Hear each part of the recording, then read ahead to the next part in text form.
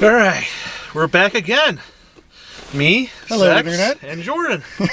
This time, though, we saw a good movie for a change. a surprisingly very good movie. We were patriotic. We defended our freedom of speech, and we actually saw The Interview. In theaters, no less. Thankfully, I Batmaned this. I prep timed. I got this ahead of time. I had a feeling to be sold out. And holy shit, was it packed in there? It was completely packed, but it was the way to see it. It's the way to see it. You can see it on YouTube or Xbox if it's not completely DOS'd right now.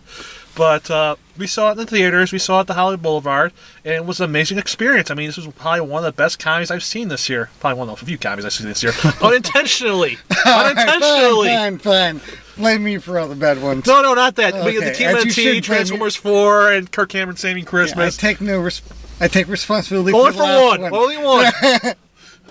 No, it was a surprisingly good movie. Yeah. I was expecting very stupid and just, flat out really bad and offensive, but surprisingly, it was smart. Parts. Yeah, Franco was surprisingly very smart and very witty. I mean, I actually didn't like Franco. I know, but Franco. The one part I didn't like. I mean, Franco's Franco. You either love him or hate him. I loved him in this. He was kind of annoying through like half of it. Well, that's what he's supposed to be. He's supposed to be annoying. He had his moments of clarity, but he was more or less annoying. He is the annoying one. Rogan was the straight man in this. Rogan was really well done. I liked Rogan. I mean, Rogan was really good. Yeah. I mean, I loved him being the straight man for once. And I loved him pretty much Franco being the crazy, insane one. I mean, I loved Franco's interview of Kim Jong-il character. I mean, that was the best part of the movie, just them going back and forth in the interview.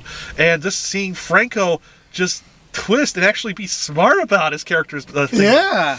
I mean, honestly, it was a really good film, and some of the topics it brought up, almost out of nowhere, you suddenly realize you're watching a supremely relevant film. Yes. No less, that takes chances. Within the first 2 minutes or so, you realize that this is a film that, North Korea tried to ban through the act of war. Well, we don't know. Yeah, it's officially that. Right. But regardless, there's certain parts where I'm amazed that the U.S. didn't ban it. Well, it's pretty much this reminds me of Team America. It gives equal parts bashing. Right. It does that. It does this. It's a mixture of things. Team America is really the ideal companion piece. Yes, if you want a double feature, this movie and Team America. Oh, without a doubt. And thankfully, America has been doing that. Yes. I mean, good job, people. You're right on the money. I mean, honestly, I really enjoyed it. I mean, my favorite part was Seth Rogen and Diane Bang. I think that's her name. The North Korean attaché. Oh, is that her name? Diane I Bang. like her. She's my new crush. Yes, I mean, holy crap, was she freaking amazing. Yeah. I want her to be in another action film, for God's sake. She was freaking amazing. When she was holding the freaking machine gun, just going all Rambo on these things, I'm like, I want to see another movie with her. and Ming-Na what? Yeah. I just want to see her just kicking ass right now. I mean, she was freaking amazing. The direction was surprisingly good. The use of music was amazing. Yes, Katy Perry. All right, disregarding Katy Perry. Although the effect that they used Katy Perry was utterly genius. Well, just like this is the end, they used Backstreet Boys. True. This is pretty much them doing that with Katy Perry. And the guy who played Kim Jong-un, he was fantastic. I mean, he nailed it. I mean, you actually felt some amount of sympathy for him, which, given the topic, is kind of hard to do. Yeah, I mean, he really gave a multi-layered performance. Yeah. I mean, he's probably the other second best reason to see this movie is that he really holds the film together. I mean, you really see everything about Kim Jong-il. Unfortunately, you really do see everything. Yes, you see his ass in this movie too. I can't unsee that now. That's that image of his ass. But I mean, there's a fair amount of violence in here too that will satisfy. It's Tarantino level violence. Oh yes, there is.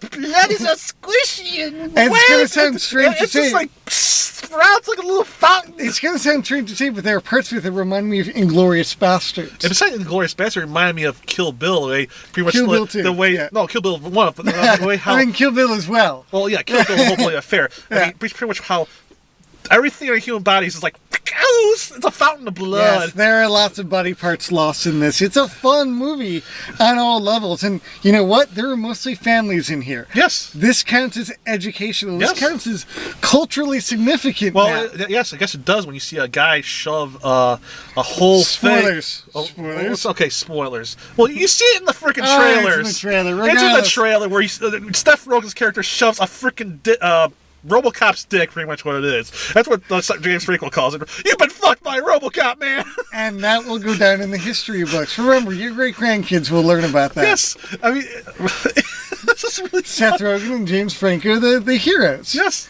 I never True thought American heroes. Yes, now I cannot wait for the YouTube video of America Fuck Yes with them in the background who that playing, because you know someone's going to do it. Someone's going to play that during some scenes of this movie is going to compilate this movie into Team America's thing.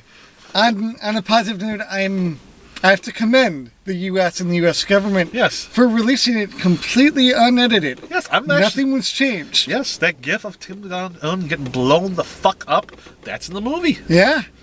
So, and, even knowing the ending, it doesn't matter. It's still a great film. I didn't see twists and turns coming out of how this was going to end. I didn't expect the interview to go fully. I thought it was going to end with them going for the poison. But no, it does not go with that. It goes in a totally different direction. And it amazed me of that way. I mean, the climax is utterly fulfilling. And it just amazes me. Yeah, it ends up very, very smart.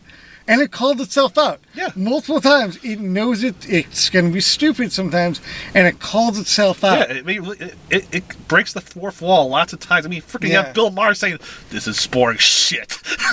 Yeah, the level of cameos was fantastic. Yes, I mean, my favorite one of the cameos... Eminem. Oh, Eminem. Definitely Eminem.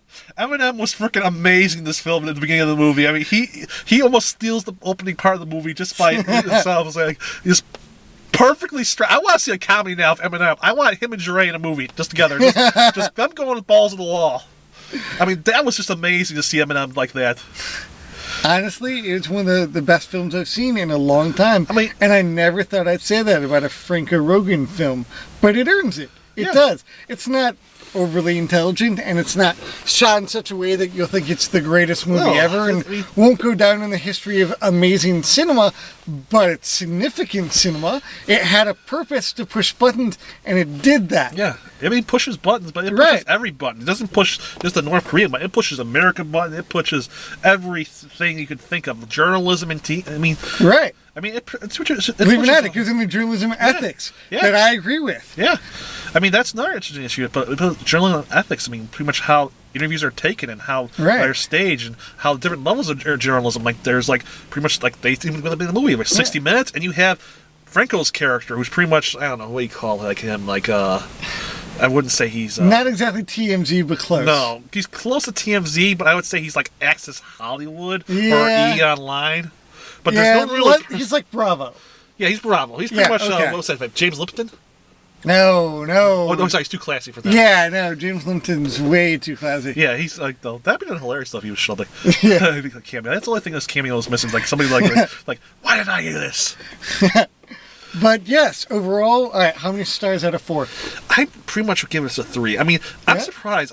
Usually when I see these movies that are like they're one and done, I may actually buy this because it's not because it's the fact that the fact it's so controversial. It's just more of the fact that it was enjoyable. It was enjoyable. It's something I would rewatch again because just to catch the special effects near the end. I mean, I'm gonna go work for you. I love this stuff. You know what? I'm gonna have to agree with you. I would gladly buy it.